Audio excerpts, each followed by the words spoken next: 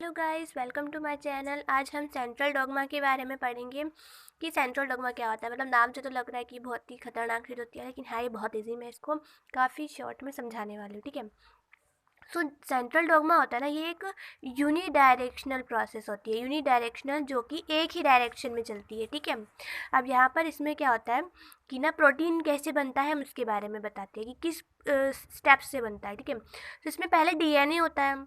DNA जो है वो खुद को आरएनए में कन्वर्ट करता है, और डीएनए जब खुद को आरएनए में कन्वर्ट करता है तो इस प्रोसेस को ट्रांसक्रिप्शन कहते हैं।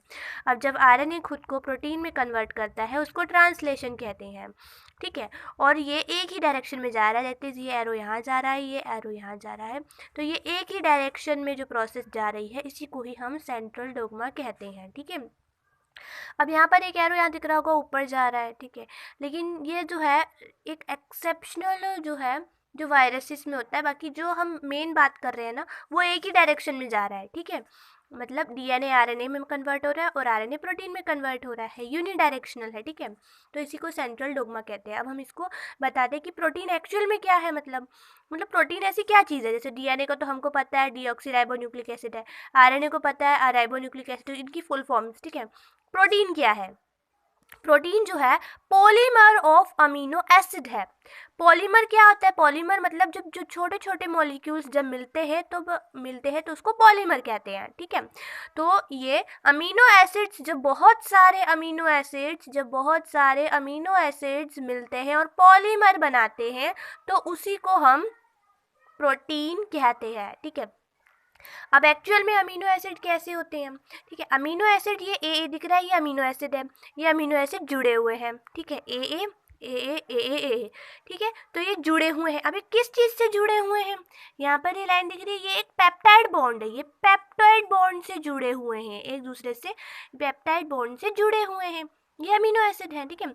और ये किस फॉर्म में जुड़े हुए? एक लीनियर मैनर में, मतलब लाइन में जुड़े हुए, दिख रहा है ना, लाइन में, लीनियर मैनर में। और इसी को ही हम पॉलीपेप्टाइड चेन कहते हैं। पॉलीपेप्टाइड चेन, ठीक है, क्योंकि पेप्टाइड बॉन्ड से बनी हुई है और ये चेन की तरह भी दिख रहा है, ठीक है। और इसी पूरे को जब ये ढेर सारे अमीनो एसिड एक दूसरे से जुड़े हुए होते हैं, जब ढेर सारे अमीनो एसिड एक दूसरे से लाइन में जुड़े हुए होते हैं, जब ढेर सारे अमीनो एसिड एक दूसरे से लाइन में जुड़े हुए होते हैं और लाइन में जो बॉन्ड होता है उन दोनों अमीनो एसिड के बीच में वो पेप्टाइड का बॉन्ड होता है, तो उसे ही हम प्रोटीन कहते हैं, ठीक है। तो प्रोटीन का अब हमने ये भी देख लिया कि प्रोटीन एक दूसरे से कैसे जुड़ा होता है, पेप्टाइड से जुड़ा होता है और किस मैनर में जुड़ा हुआ होता है, ठीक है। अब देखते हैं कि इसमें जो sequence of amino acid for particular protein is fixed. मतलब हर प्रोटीन के लिए इनका फिक्स सीक्वेंस होता है। मतलब अगर एक प्रोटीन के लिए इनका सीक्वेंस फिक्स्ड है तो दूसरे प्रोटीन के लिए भी इसका सीक्वेंस जो होगा वो फिक्स होगा। मतलब अगर एक को उठा के दूसरी जगह पर रख देंगे ना तो दूसरा प्रोटीन बन जाएगा, ठीक है। इसलिए एक पर्टिकुलर प्रोटीन के लिए इनका सीक्वेंस जो होता है वो फिक्स होता है, ठीक है। Sequence of amino acid. अब हम इन प्रोटीन, मतलब इसका सीक्वेंस कैसे पता चलता होगा प्रोटीन का कि प्रोटीन इस तरीके से फिक्स्ड है। मतलब प्रोटीन का सीक्वेंस कैसे पता चलता होगा?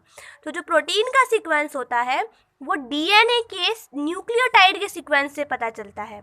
मतलब इसमें लिखा है sequence of amino acid in protein is determined by sequence of nucleotides in DNA, ठीक है। तो जो प्रोटीन का सीक्वेंस होता है वो डीएनए के सीक्वेंस से हमको पता चलता है। मतलब प्रोटीन का सीक्वेंस डीएनए के सीक्वेंस से पता चलता है, ठीक है।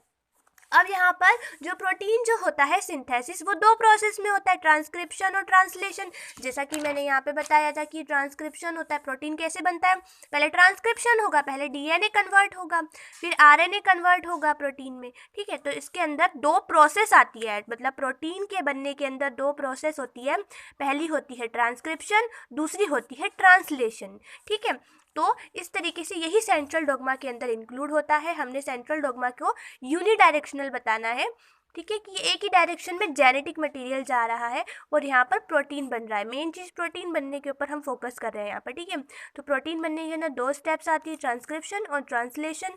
और डीएनए आरएनए में कन्वर्ट होता है, आरएनए प्रोटीन में कन्वर्ट होता है। और हमने ये भी देख लिया कि प्रोटीन क्या होता है और प्रोटीन किससे बना होता है और प्रोटीन की सीक्वेंस को हम कैसे पता लगाते हैं और प्रोटीन के बनने के अंदर कौन सी प्रोसेसेस आती है, ट्रांसक्रिप्शन और ट्रांसलेशन, हमने ये भी देख लिया है, ठीक है। तो इसी को ही हम जो है